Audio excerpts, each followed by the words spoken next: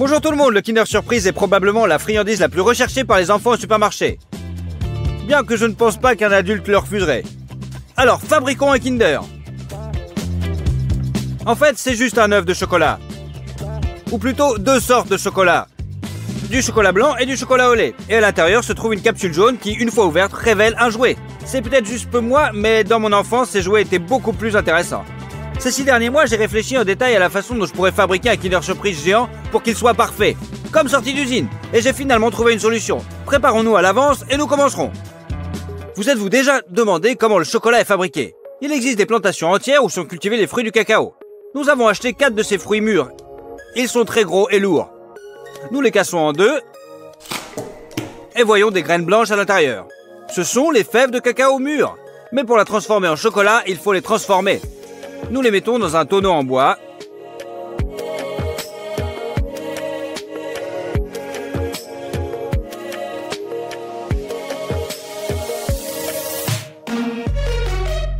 Et le recouvrons d'un film plastique. Les haricots vont rester dans ce tonneau pendant 7 jours et fermenter. Eh bien, il est temps de les faire sortir. Parfait! Les fèves de cacao ont fermenté comme il se doit et elles sentent bon le vinaigre. Maintenant, nous prenons un séchoir comme celui-ci et nous mettons tous nos haricots dessus.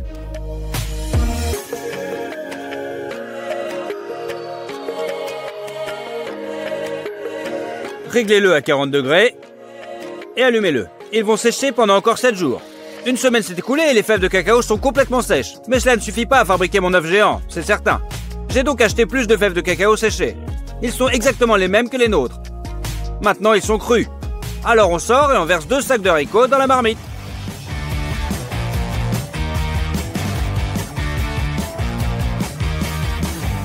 Nous devons aussi couper du bois.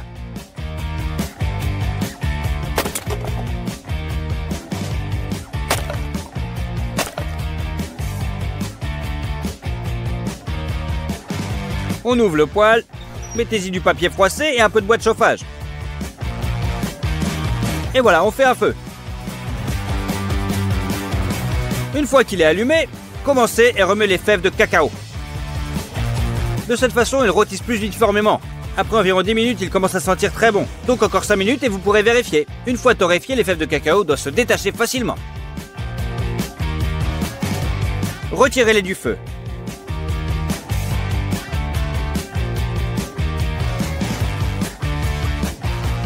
L'étape de la torréfaction est terminée. Maintenant, prenez un autre bol. Retirez la coque de chaque fève de cacao.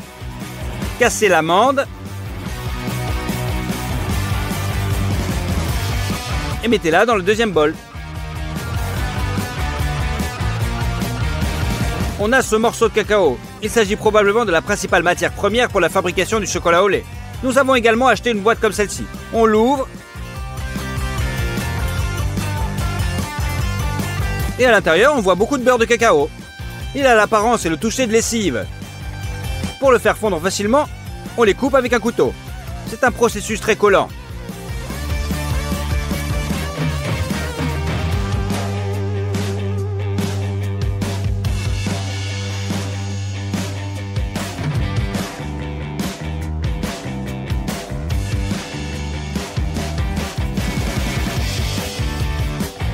Après 2 heures de labeur, nous avons obtenu une bassine entière de beurre de cacao finement moulu. Pour faire du chocolat correctement, vous avez besoin d'une machine comme ça. Il s'agit essentiellement d'un moulin électrique avec des meules en pierre comme celle-ci. On y mélange des morceaux de cacao, du lait en poudre, du sucre et du beurre de cacao. Nous prenons 1 kg de morceaux de cacao et le mettons au broyeur. Une tasse pleine de lait en poudre. Un verre de sucre. Et on allume. Tous les ingrédients sont mélangés, puis progressivement réduits en une poudre plus fine. On ajoute le beurre de cacao. À partir de la friction, il va progressivement se réchauffer et la masse va devenir plus liquide. Maintenant, il faut juste du temps. Les grains seront de plus en plus petits. Pendant ce temps, allumez une autre machine. Elle va chauffer le chocolat pour le garder liquide. Remplissez d'eau jusqu'à la marque maximale. Réglez-le sur 2 et mettez-le en marche. 2 heures se sont écoulées, le chocolat est devenu encore plus liquide. Pour lui donner le goût auquel nous sommes habitués, nous allons ajouter de l'extrait de vanille. De même, une poudre appelée l'excitine de soja, est utilisée dans le chocolat manufacturé. Vous devez ajouter, et vous inquiétez pas, c'est pas mauvais. Le chocolat est resté dans le mélangeur pendant 3 heures. Éteignez-le et versez-le dans les récipients Gastronorm.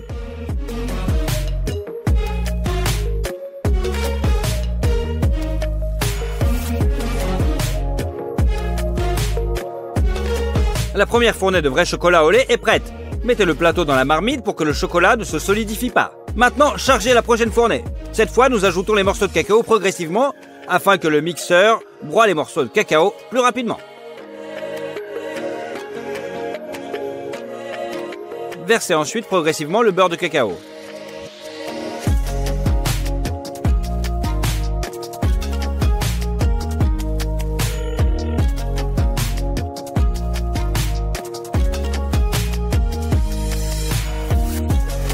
Lorsque le mélange est liquide, versez progressivement le sucre.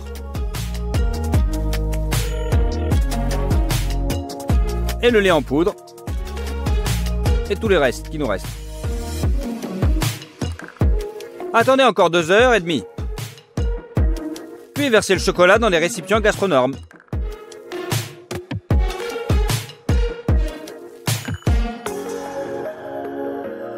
Et à partir de la 3e fois, ajoutez plus de lait en poudre et remet pendant 4 heures. Le résultat est un chocolat au lait brillant parfait. Nous le versons aussi. Il nous a fallu 2 jours pour remplir ce bol à ras-bord.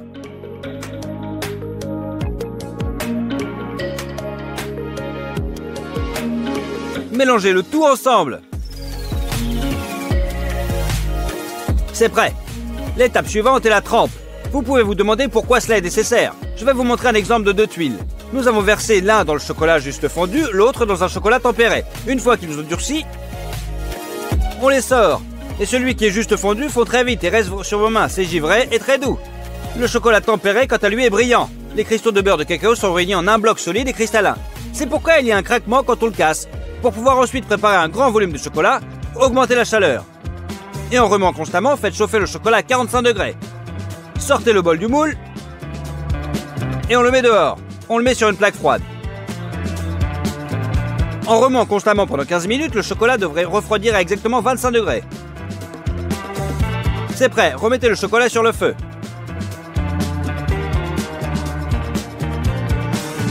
Et faites-le chauffer à 31 degrés. C'est la fin du trempage.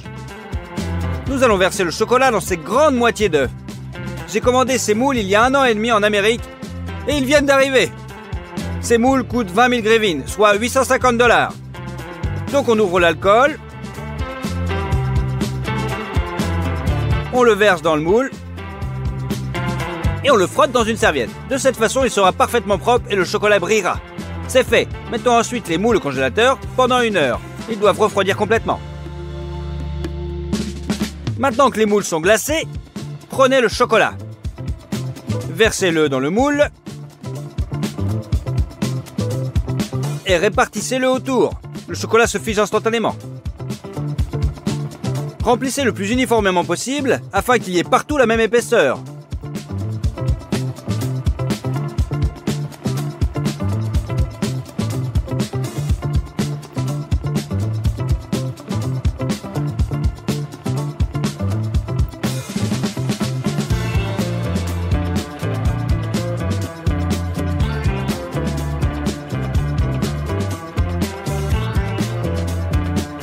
Rajoutez l'excédent de chocolat par filet.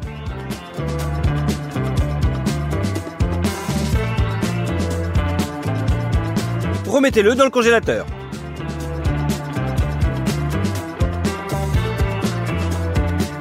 Renversez à nouveau les moules.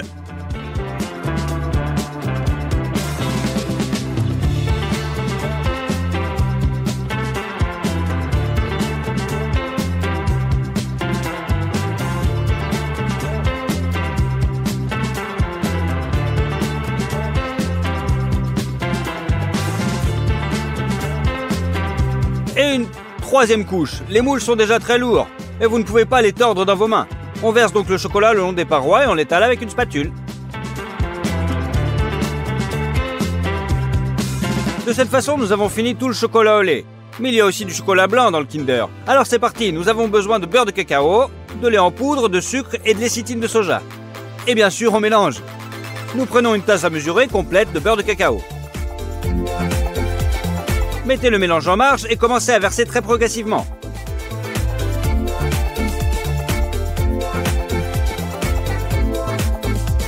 On y ajoute un tiers de cuillère à café de lécithine de soja. Prenez 700 g de sucre et versez-le progressivement.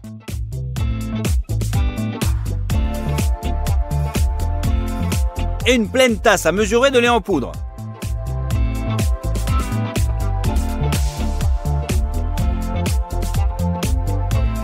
Maintenant, il faut juste du temps. Le lait en poudre et les grains de sucre vont rétrécir et se mélanger avec le beurre. La bonne consistance a été atteinte après 2 heures. Versons notre chocolat blanc maison dans la marmite. Nous avons cuit le chocolat blanc pendant 15 heures. Nous le tempérons également.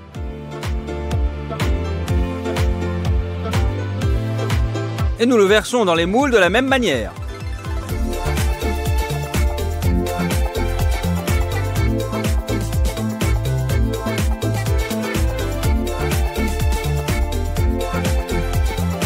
Nous l'avons également étalé avec une spatule.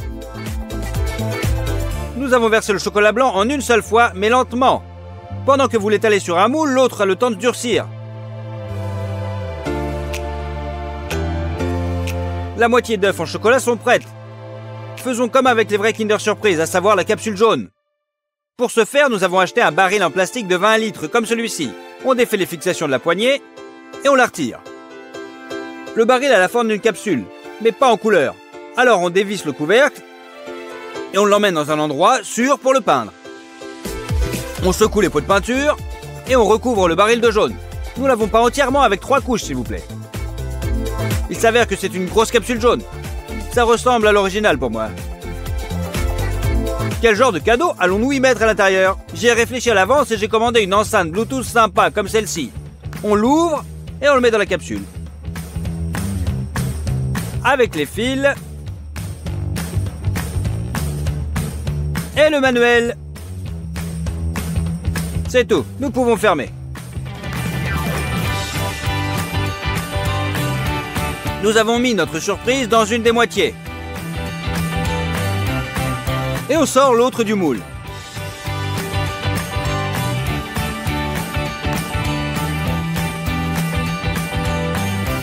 Parfait! Au début, nous avons simplement fait fondre le bord du chocolat avec un brûleur et avons essayé de placer l'autre moitié de l'œuf par-dessus. Mais il ne s'emboîtait pas et il y avait de très grands écarts. Donc on enlève aussi l'autre moitié.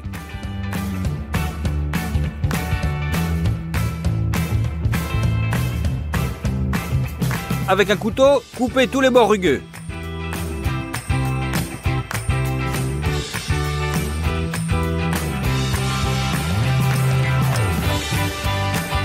Et remettez le tout en place.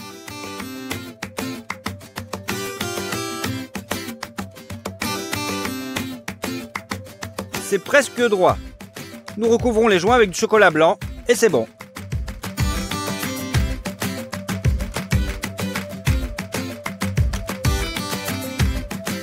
Mais que serait un Kinder sans son emballage coloré? Pour le fabriquer, nous reprenons à nouveau notre moule et le recouvrons d'une feuille d'aluminium, en collant chaque couche de ruban adhésif double face. Ensuite, il vous faut de la peinture acrylique, des rouleaux à peinture, des pinceaux et des crayons. Vous devez d'abord créer un fond rouge et blanc. Et ensuite appliquer un lettrage multicolore.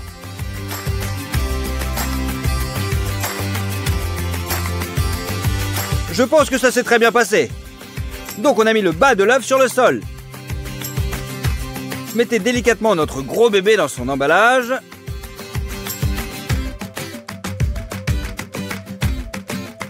Et hop, avec l'aluminium, on le recouvre. Sur le dessus, mettez l'autre moitié de l'emballage. Reliez les plans et fixez-les avec une agrafeuse. Utilisez des ciseaux.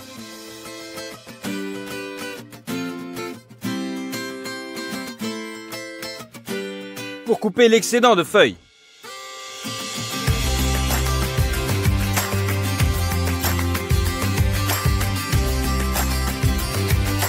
Et pliez soigneusement le bord.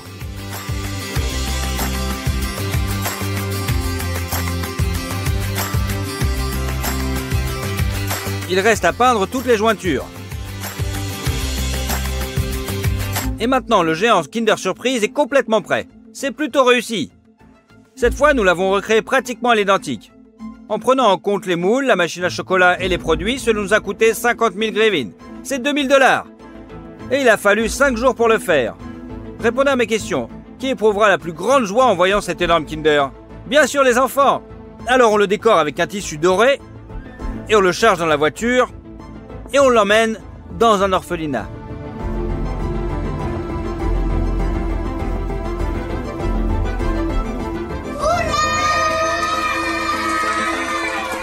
Les enfants étaient ravis et ont déchiré directement l'emballage du Kinder Surprise. Bonjour à tous, je pense que beaucoup d'entre vous connaissent ce genre de guimauve à mâcher. Nous avons fabriqué tant de sucreries différentes à grande échelle, faisons-en un aussi. L'un des ingrédients les plus importants de la guimauve est la gélatine. On ouvre les sachets et on les verse dans un bol.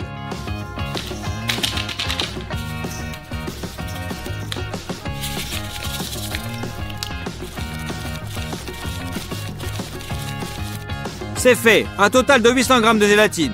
Mais pour pouvoir travailler correctement, nous versons 3 litres d'eau dans une carafe.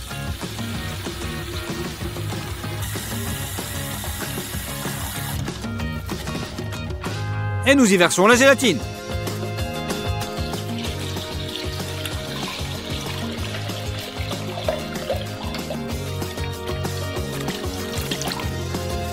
Remuer.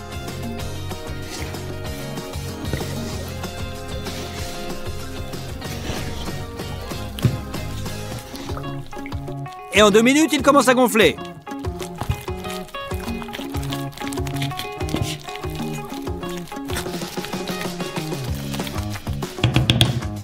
Vous aurez également besoin de sucre pour une énorme marmelade.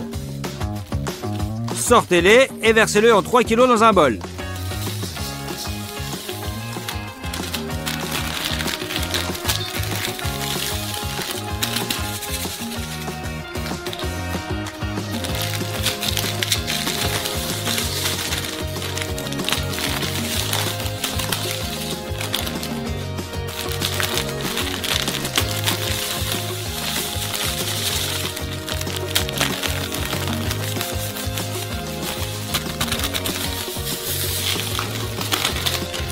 Il faut également 2 boîtes de sirop de maïs, du sel, de l'extrait de vanille et 2 litres d'eau.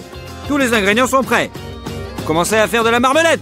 Mettez une casserole sur la balance et transférez la gélatine gonflée.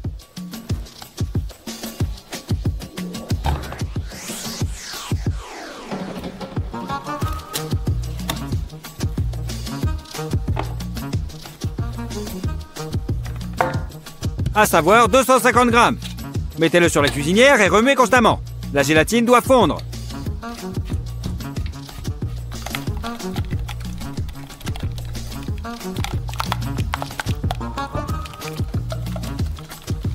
C'est prêt. Mettez maintenant la deuxième casserole sur la balance et y versez exactement 800 g de sucre.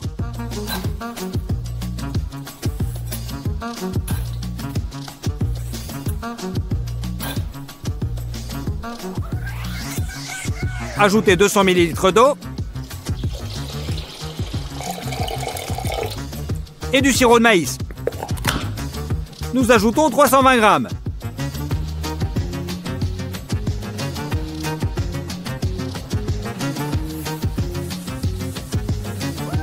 Également sur la cuisinière. Portez à ébullition et faites bouillir le sirop pendant 9 minutes. Il doit prendre une couleur jaunâtre.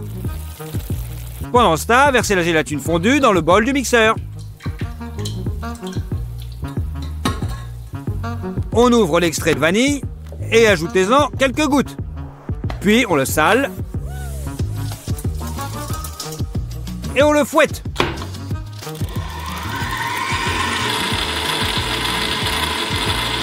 Le caramel est prêt. Versez-le en une mince filée dans un mélangeur.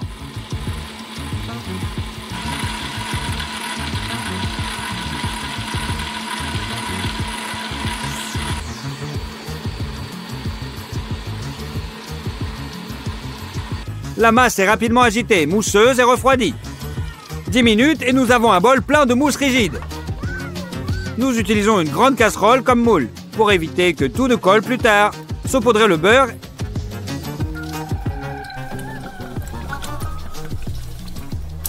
et étalez-le avec un pinceau sur toutes les parois intérieures du moule.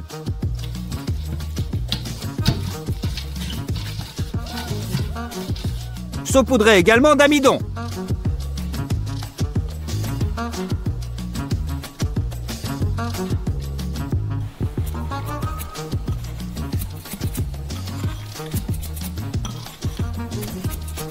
C'est prêt, vous pouvez verser sur votre premier moule.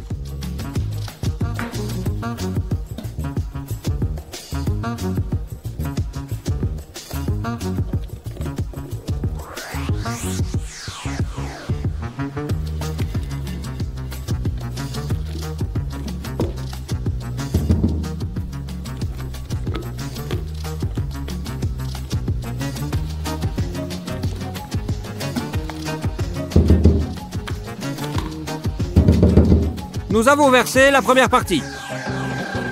On pose le bol et on fait le deuxième.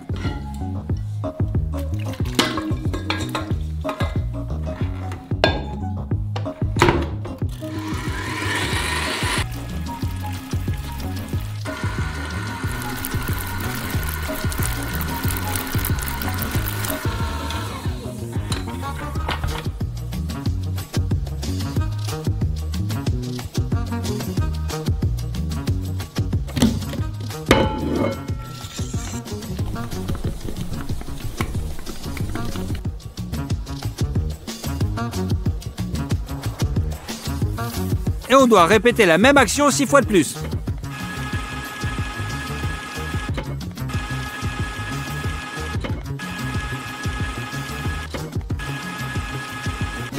Versez la dernière couche de façon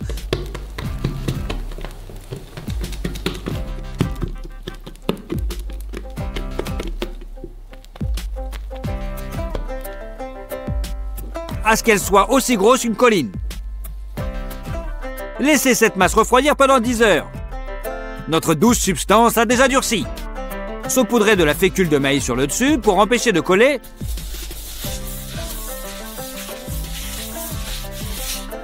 Et sortez notre énorme guimauve. Youhou, c'est fait! Saupoudrez à nouveau l'amidon sur tous les côtés.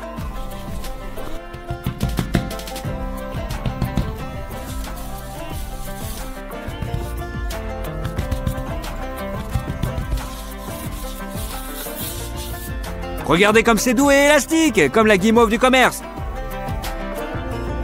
Son goût est encore meilleur car il n'y a pas d'arôme chimique.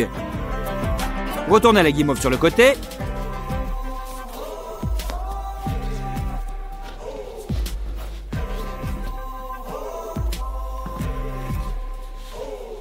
Nous avons pris un bâton comme celui-ci, l'avons aiguisé.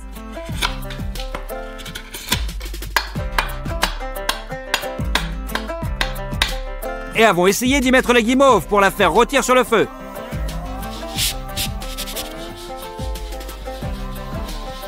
Mais il a commencé à se déchirer sous son propre poids. Nous avons donc écarté cette idée et décidé de couper la guimauve en morceaux exérables.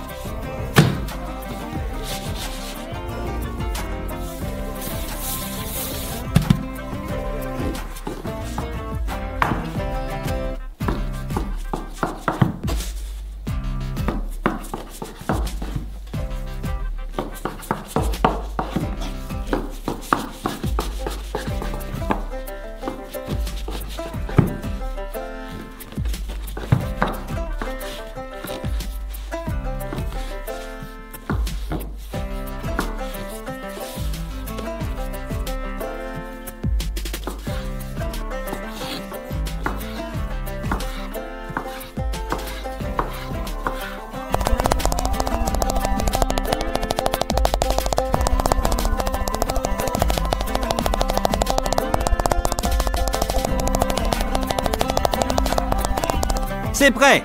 Nous nous sommes retrouvés avec beaucoup de délicieuses marmelades faites maison.